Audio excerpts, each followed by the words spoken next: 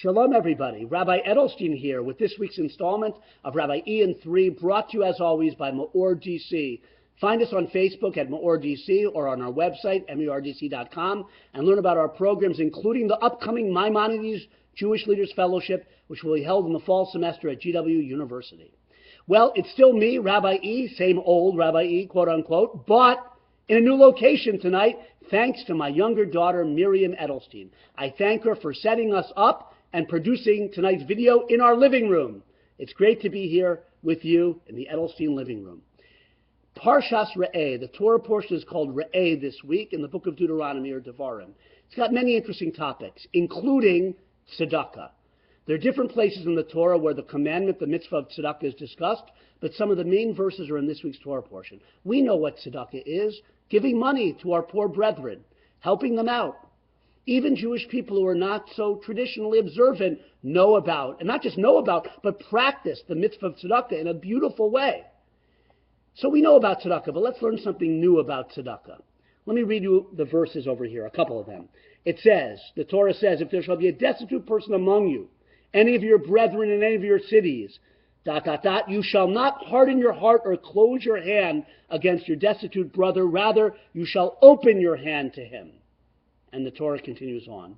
Well, what's noteworthy about those verses? Seems straightforward, but many of the commentators, including the Shlomo Rabbi, the book Nesivo Shalom, which I'll be drawing from right now, many of the commentators ask, why does it mention not hardening your heart? In other words, if I give to a poor person, a needy person, if I write the check, if I cough up the cash, what does it matter if my heart is hard or not? What does it matter if inside I'm thinking, oh, I hate parting with my precious dollars? I've done the mitzvah of tzedakah, haven't I? It's strange. You don't have by every other mitzvah, put on tefillin in the morning, but don't do it with a hard heart. I mean, what does it matter? You still fulfill the commandment.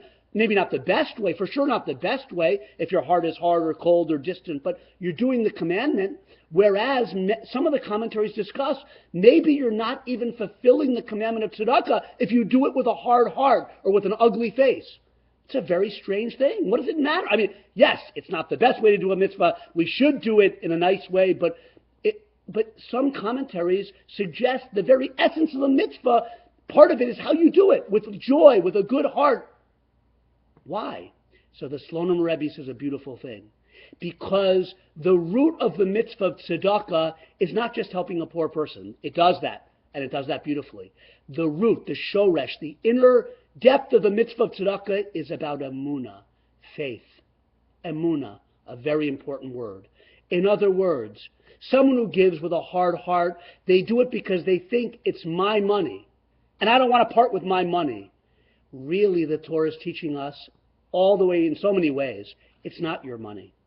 Hashem has made you a steward over this money.